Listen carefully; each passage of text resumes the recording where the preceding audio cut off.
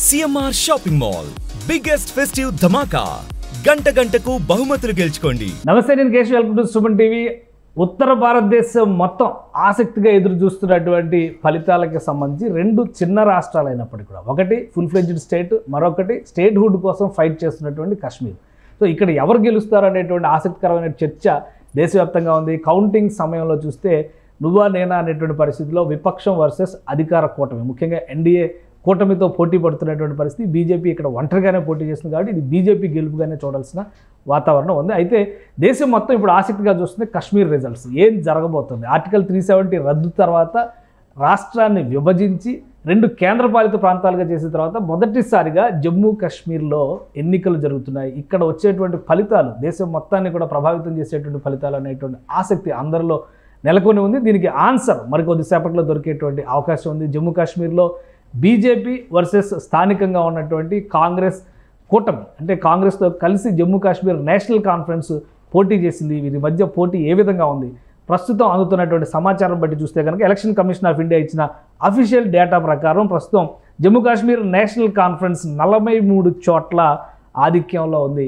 27 చోట్ల బీజేపీ అభ్యర్థులు దూసుకు వెళ్తున్నటువంటి పరిస్థితి. ఇక జమ్మూ కాశ్మీర్ నేషనల్ కాన్ఫరెన్స్తో కలిసి పోటీలో ఉన్నటువంటి కాంగ్రెస్ పార్టీ 8 చోట్ల విజయం దిశగా దూసుకు వెళ్తుంది. ఇక జమ్మూ కాశ్మీర్కి సంబంధించి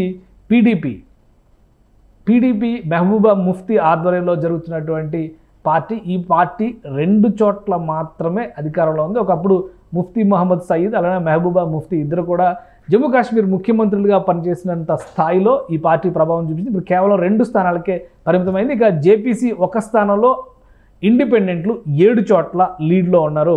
అంటే జేపీసీ అనేది Jammu Kashmir peoples democratic party PDP అయితే, జేపీసీ అనేది కమ్యూనిస్ట్ గ్రూప్గా చెప్తున్నారు. అయితే ఈ జమ్మూ కాశ్మీర్ పీపుల్స్ కాన్ఫరెన్స్ ఈ పార్టీకి సంబంధించి ఒకటి కమ్యూనిస్టులు కూడా ఒక చోట లీడ్లో ఉన్నారు, ఆమ్ ఆద్మీ పార్టీ మరొక చోట లీడ్లో ఉంది. దీంతో ఆసక్తికరంగా మారింది జమ్మూ కాశ్మీర్ రిజల్ట్. ఫైనల్గా ఎవరికి అడ్వాంటేజ్ అవుతుంది? అయితే ఆమ్ ఆద్మీ పార్టీకి, కమ్యూనిస్టులకి, ఐఎన్డీ కూటమితో ఉన్నటువంటి అలయన్స్ రీత్యా చూస్తే ఖచ్చితంగా ఇక్కడ కాంగ్రెస్ జమ్మూ కాశ్మీర్ నేషనల్ ఫ్రంట్, ఆ నేషనల్ కాన్ఫరెన్స్ ఆధ్వర్యంలో ఉన్నటువంటి ప్రభుత్వం ఏర్పడడానికి అవకాశాలు పుష్కలంగా కనిపిస్తున్నాయి.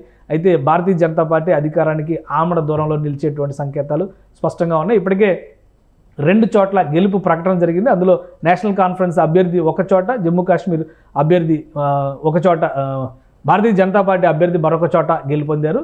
సో ఓవరాల్గా లీడ్స్ ప్రకారం చూస్తే జమ్మూ కాశ్మీర్ నేషనల్ కాన్ఫరెన్స్ ఇంకా 42 చోట్ల లీడ్లో ఉంది, భారతీయ జనతా పార్టీ 26 చోట్ల లీడ్లో ఉంది. ఒకసారి కాశ్మీర్ మ్యాప్ని ఇప్పుడు మనం చూద్దాం. మనం నార్మల్గా చూసేటువంటి మ్యాప్కి భిన్నమైనటువంటి మ్యాప్ ఇక్కడ కనిపిస్తుంది. ఇది కాశ్మీర్ మ్యాప్, కేవలం జమ్మూ కాశ్మీర్ మ్యాప్ మాత్రమే. ఇది జమ్మూ కాశ్మీర్ కేంద్రపాలిత ప్రాంతంగా ఉన్నటువంటి మ్యాప్. దక్షిణాది ప్రాంతం మొత్తం చూస్తే కూడా దక్షిణ ప్రాంతం మొత్తం కూడా కాషాయ వర్ణమయం అయింది. అంటే అక్కడ బీజేపీ గెలుస్తున్నటువంటి పట్టు ఉన్నటువంటి స్థానాలుగా వాటిని చూడాలి. ఇక ఉత్తర ప్రాంతంలో ఉన్నది మొత్తం కూడా పూర్తిగా, అంటే ఇది జమ్మూ ఏరియా, బీజేపీ లీడ్లో ఉన్నది మొత్తం కూడా జమ్మూ ఏరియా.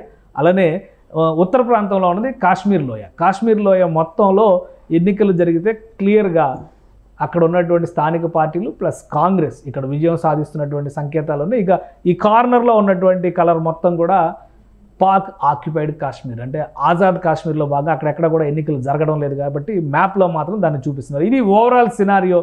సో ఎలక్షన్స్కి సంబంధించి ఈ ఎలక్షన్స్ అయిన తర్వాత, ప్రభుత్వం ఏర్పడిన తర్వాత జమ్మూ కాశ్మీర్కి రాష్ట్ర హోదా ఇచ్చేటువంటి అవకాశాలు ఉన్నాయి. రాష్ట్ర హోదా ఇస్తామని కేంద్ర ప్రభుత్వం మాట ఇచ్చింది కాబట్టి ఇవి జమ్మూ కాశ్మీర్ని మలుపు తిప్పేటువంటి ఎన్నికలుగా మనం చూడాల్సి ఉంటుంది. ఒకసారి దీనిపైన విశ్లేషణ చూద్దాం. మనతో పాటు పొలిటికల్ అనలిస్ట్ చంద్ర శ్రీనివాస్ గారు.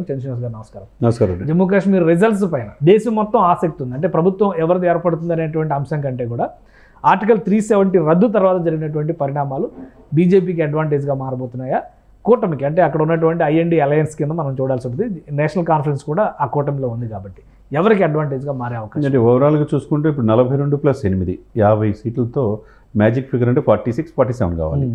ఈ నేషనల్ కాన్ఫరెన్స్ కావచ్చు సరిపోతుంది కాబట్టి వీళ్ళిద్దరు కలిపి 50 సీట్లు వస్తున్నాయి.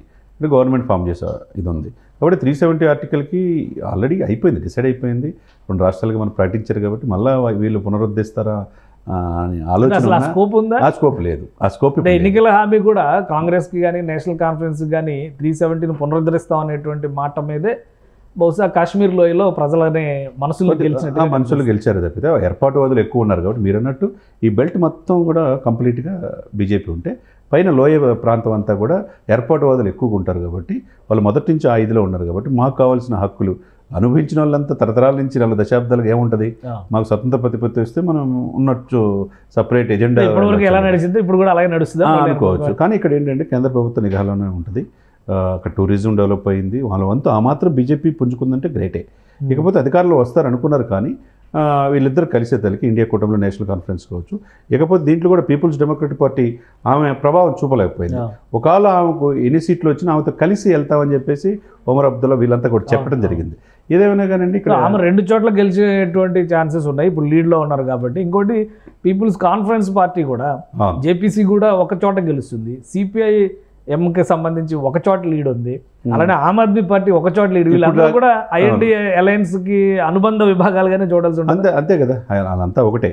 కాబట్టి ఏంటంటే వాళ్ళల్లో కొద్దిగా చొప్పించగలిగారు. వీళ్ళంతా కలిసి ఏం చేశారంటే ఇక్కడ మనకు కావాల్సిన స్వయం ప్రతిపత్తి అనేది తీసేశారు, బీజేపీ అనేది చొప్పించారు. కాబట్టి వాళ్ళల్లో ఆ బెల్ట్ లోయ ప్రాంతాల్లో ఉన్న ఏర్పాటువాదులు మొత్తం ఒకటి అయిపోయి అక్కడ ఈ రోజున మళ్ళీ ఎట్టి పరిస్థితుల్లో మన నేషనల్ కాన్ఫరెన్స్ కాంగ్రెస్ వస్తే సెంట్రల్లో కూడా వాళ్ళు అధికారులు వస్తే మనం తీసుకోవచ్చు 370 అనేది మళ్ళీ పునరుద్ధరించే అవకాశమే లేదు. అది తీసేసారు. కేంద్రంలో కూడా ప్రభుత్వం మారాలి కదా, కేంద్ర ప్రభుత్వం మారాలి కదా. ఇప్పుడు హ్యాట్రిక్ దిశగా కేంద్ర ప్రభుత్వం ఉంది కానీ ఇప్పుడు కాంగ్రెస్ ఉంది. ఏ రాష్ట్రంలో ఉంది? 25 రాష్ట్రాల్లో బీజేపీ ఉందిగా. బీజేపీ ఉన్నప్పుడు ఏ విధంగా వీళ్ళైతే పార్లమెంట్లో యాక్సెప్టెన్స్ ఉంటుంది, ఆమోదం ఉంటుంది? ఉండదు కదా. పునరుద్ధరణ అనేది కొద్దిగా క్లిష్టమైనటువంటి, కానీ రిజల్ట్స్ పరంగా చూస్తే ఇక్కడ ఒక ఆసక్తికరమైనటువంటిది డెమోగ్రఫిక్ చేంజ్ అనేది జమ్మూ కాశ్మీర్లో జరుగుతుంది అని చెప్పడానికి. ఎందుకంటే జమ్మూ కాశ్మీర్ అనగానే ఎక్కువగా ముస్లిం జనాభా ఎక్కువ ఉండేటువంటి రాష్ట్రం. మన దేశంలో ముస్లిం మెజారిటీ స్టేట్ ఒకే ఒక స్టేట్ జమ్మూ కాశ్మీర్నే మనం చూడాల్సింది. అయితే జమ్మూ కాశ్మీర్ కేంద్రపాలిత ప్రాంతం అయిన తర్వాత చాలా వరకు ఈక్వేషన్స్ మారినాయి. ఆర్టికల్ 370 రద్దు తర్వాత జరిగినటువంటి పరిణామాల పరంగా చూస్తే కనుక అన్ని ప్రాంతాల నుంచి, దేశంలోని ఏ ప్రాంతం నుంచి అయినా కానీ ప్రజలు అక్కడికి వెళ్ళి సెటిల్ అయ్యేటువంటి అవకాశం వచ్చింది. పైగా జమ్మూ లోయలో ఉన్నటువంటి హిందూ మెజారిటీ పాపులేషన్స్కి ఒక భరోసా ఇవ్వడంలో భారతీయ జనతా పార్టీ సక్సెస్ అయింది అనేటువంటి అభిప్రాయం కూడా కలుగుతుంది. ఒకసారి మనం చూద్దాం భారతీయ జనతా పార్టీ అభ్యర్థులు పోటీ చేసినటువంటి నియోజకవర్గాలను కనుక మనం చూస్తే ఆ నియోజకవర్గాల్లో లీడ్లో ఉన్నటువంటి అభ్యర్థులందరూ కూడా ఆల్మోస్ట్ హిందూ పబ్లిక్గానే కనిపిస్తున్నారు. మనకి చూస్తే సునీల్ కుమార్ శర్మ, దిలీప్ సింగ్, అలానే శక్తిరాజ్ పరిహార్, మొత్తం వీళ్ళందరూ కూడా కుల్దీప్ రాజ్ దూబే, బల్దేవ్ రాజ్ శర్మ, పవన్ కుమార్ గుప్తా, రణ్బీర్ సింగ్ పఠానియా,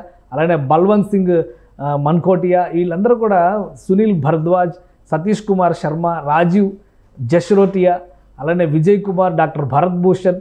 సో ఇవన్నీ చూస్తే మనం దేవేంద్ర కుమార్ మన్యాల్, సుర్జీత్ సింగ్ అంతా కూడా అంటే సుర్జీత్ సింగ్ స్లాతియా, తర్వాత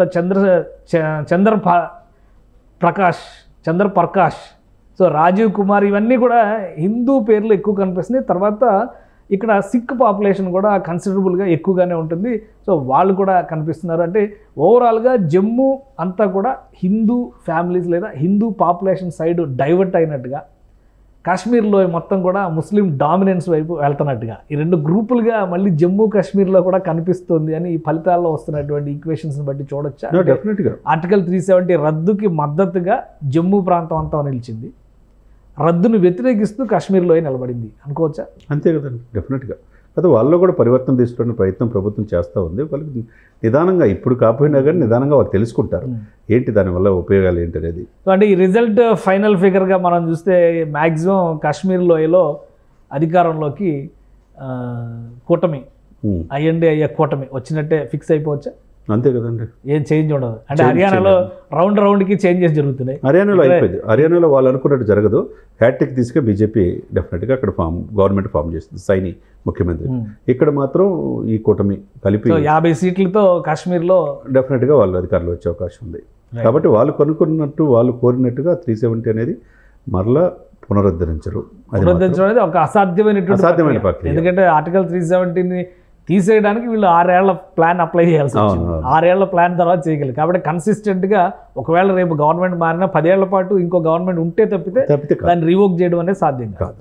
సో మొత్తానికి కాశ్మీర్ ప్రజలు మాత్రం భిన్నమైనటువంటి తీర్పునిస్తున్నట్టుగా ఉన్నారు. ఒకరు ఇటువైపు, ఒక గ్రూప్ అంతా ఇటువైపు ఉంటే ఒక గ్రూప్ అంతా అటువైపు ఉందని అనుకోవచ్చు. అంతే, రైట్. థ్యాంక్ యూ చంద్ర శ్రీనివాస్ గారు. ఇది జమ్మూ కాశ్మీర్లో ఆసక్తికరమైనటువంటి ఫలితాలు రావడానికి ఇక్కడ బీజం పడినట్టుగా కనిపిస్తుంది. కాశ్మీర్లో మొత్తం కూడా జమ్మూ కాశ్మీర్ నేషనల్ కాన్ఫరెన్స్ వైపు నడుస్తుంది. అలానే దాని అనుబంధ పార్టీలుగా మిగిలినటువంటివి కాంగ్రెస్ కావచ్చు, ఆమ్ ఆద్మీ పార్టీ కావచ్చు, సిపిఐ కావచ్చు, అలానే పీపుల్స్ కాన్ఫరెన్స్ అది కొంత ఇండిపెండెంట్గా వ్యవహరించినటువంటి పార్టీ, పీడీపీకి ఒక 2 సీట్లు ఇవన్నీ వస్తున్నాయి కాశ్మీర్ లోయ పరిధిలో. అలానే జమ్మూ వైపు మాత్రం క్లియర్ కట్గా భారతీయ జనతా పార్టీ తన ఆధిపత్యాన్ని నిలబెట్టుకుంది. గతంలో కూడా జమ్మూలో వచ్చినటువంటి లీడు, కాశ్మీర్ లోయలో వచ్చినటువంటి అడ్వాంటేజ్ను ఉపయోగించుకొని కాశ్మీర్లో అధికారంలోకి బీజేపీ రాగలిగింది. అయితే ఇప్పుడు జమ్మూ కాశ్మీర్ కేంద్రపాలిత ప్రాంతంగా ఉన్నటువంటి నేపథ్యంలో పరిధి తగ్గిపోవడం, అంటే లడాక్ ప్రాంతం ఇప్పుడు కలిసి ఉండకపోవడం వల్ల ఇక్కడ మైనారిటీ గ్రూప్గా బీజేపీ బారిపోతుంది.